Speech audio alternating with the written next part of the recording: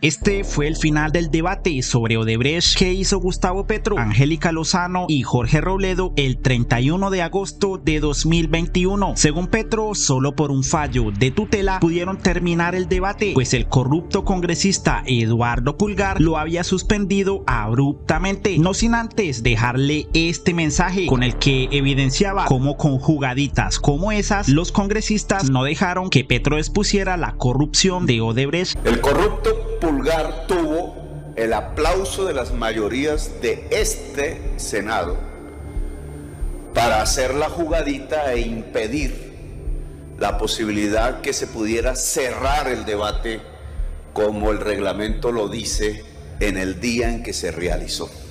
A partir de allí, el en ese entonces senador Petro denunció que la fiscalía iba a generar un manto de impunidad sobre el hecho de corrupción más grave de los últimos años en el país. Corrupción que, al igual que había sucedido en toda América Latina, iba a llegar hasta los dirigentes de los partidos más tradicionales y poderosos del país. Según Petro, esto hizo la fiscalía para no investigar a quienes recibieron los sobornos. Los sobornos llegaron, como en toda América Latina, a la cúspide de la dirigencia política nacional tradicional de Colombia. Lo que hizo la Fiscalía fue dirigir la investigación a través del principio de oportunidad a quienes habían pagado los sobornos.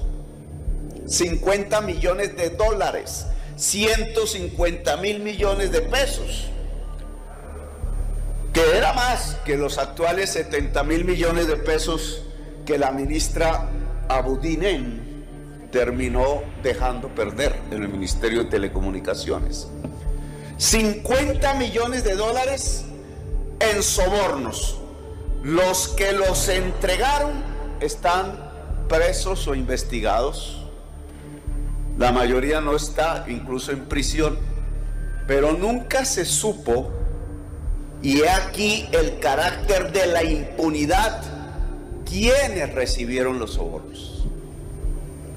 Eso se silenció, la investigación no llegó hasta allá. El fiscal general de la nación se encargó de que no llegara hasta allá. Debemos detenernos un poco para dar luces de lo que viene a continuación en la denuncia de Petro. Tengamos en cuenta que en el artículo publicado por la W Radio, en el que Coronel expone las visitas de Daniel García Arizabaleta a la Casa de Nariño en el gobierno Uribe, menciona que en la licitación de la Ruta del Sol 2 que ganó Odebrecht, la constructora estaba asociada con el grupo Aval, de quien es dueño el señor Sarmiento Angulo, quien a la vez les dona millonarios recursos a algunos de los partidos implicados en el caso Odebrecht. En aquel entonces, Néstor Humberto Martínez era el fiscal general de la nación, pero también había sido abogado de Odebrecht. Néstor Humberto Martínez, aquí lo ha dicho el senador Robledo, estaba en curso en las firmas, en el interés que buscaba la impunidad.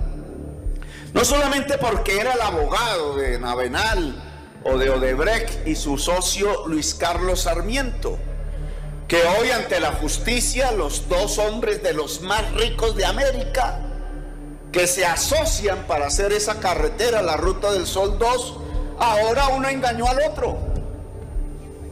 Ese es el método de la investigación judicial, muy similar a lo que acontece con Mintic, muy similar a lo que acontece con la ejecución extrajudicial de 6.402 jóvenes en Colombia. No, es que me engañaron.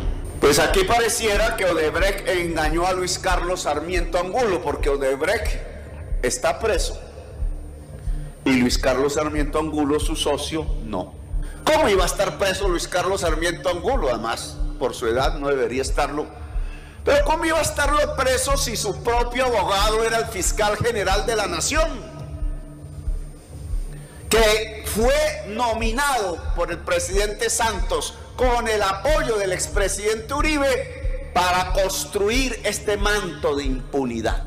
Según Petro, estas fueron las estrategias que usaron para salir impunes. De este Congreso de la República obviamente no puede ver esos hechos por una y simple razón. El fiscal Néstor Humberto Martínez fue el que garantizó que no se supiera en Colombia quiénes recibieron los 50 millones de dólares que entregó Odebrecht en el país. Que lo recibieron dirigentes del Partido Liberal, que lo recibieron dirigentes del Partido de la U, que lo recibieron dirigentes del Partido Cambio Radical, y me temo que los mismos altos responsables ahora del desfalco del Ministerio de Telecomunicaciones por 70.000 millones de dólares. Ese es el costo de la impunidad. Lo hicieron una vez, lo vuelven a repetir, y en escala más grande, y así, hasta que depredan el Estado colombiano. Y es que, según las mismas palabras del presidente, la razón por la que no se juzga a estos personajes, al igual que en otros países, es porque la corrupción se ha tomado todas las ramas del poder. La pregunta es, ¿por qué si cae el presidente del Perú? ¿Por qué si cae el vicepresidente de Ecuador? ¿Por qué si cae el expresidente de Brasil? ¿Por qué si cae el presidente de Panamá no cae la mafia colombiana? Y la respuesta es, en ninguno de esos países el régimen de la corrupción había logrado tomarse tanto el Estado y la política y la sociedad como en Colombia. Y el objetivo solo era uno: no investigar a fondo quiénes fueron los que recibieron los sobornos. Y es que es de suponerse que si se investigan estos sobornos, podría salir a la luz quiénes fueron los responsables de hechos como estos, por lo que el país se daría cuenta que fueron los partidos de siempre, justamente los partidos que detentan el poder, partidos de los que día a día caen sus dirigentes mientras nos mentían en la cara. Ya todos los procesos y pruebas se entregaron a la fiscalía, está todos los testigos aportados, y allí está la verdad. Y la verdad es que mi campaña manejó los recursos correctamente y no tuvo ninguna financiación por parte de esa compañía. Semana se las quiso dar de muy objetiva y publicó supuestamente en exclusiva los audios en los que Zuluaga confiesa que sabía del ingreso de dineros de Odebrecht a la campaña presidencial del Centro Democrático en 2014, porque eso sí, ahora que salió el escándalo, lo dejaron solo. Ahora es la campaña de Zuluaga, pero antes salían a decir que era la representación del Centro Democrático. Con Zuluaga estamos los que consideramos que la JEP está juzgándolos inadecuadamente y que queremos una justicia justa. Con Zuluaga estamos los uribistas, que defendemos al presidente Uribe.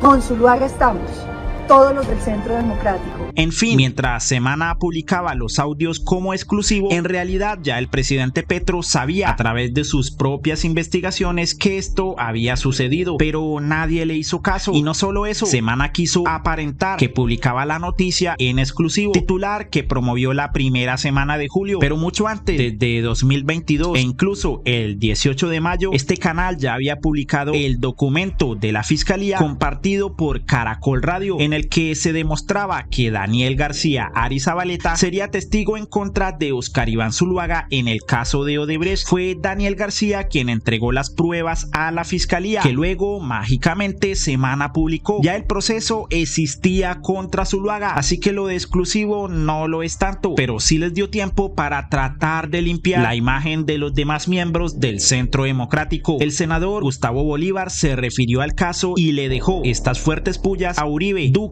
y el Centro Democrático. Numeral: no nos deja avanzar la corrupción. La renuncia de Zuluaga al Centro Democrático no borra la verdad, y los 6.5 millones de dólares de soborno al viceministro de Uribe y el pago de los 1.6 millones de dólares a Zuluaga mientras Duque iba al baño, y las reuniones del hijo de Uribe con Odebrecht en Panamá, y las visitas de Odebrecht a Palacio, y la adjudicación de la ruta del Sol 2 a Odebrecht, y los pagos de Odebrecht a Arizabaleta, y los pagos de Odebrecht a Aria, y las coimas denunciadas a Néstor Humberto Martínez por Pisano, y la muerte de Pisano. Esa mancha no se les quitará nunca. No crean tonta a la gente, al menos a nuestra gente. Para eso hacen la política, para eso exponen sus candidatos del neoliberalismo más extremo que se puede tener en Colombia, porque es que ese modo de pensar es el que permite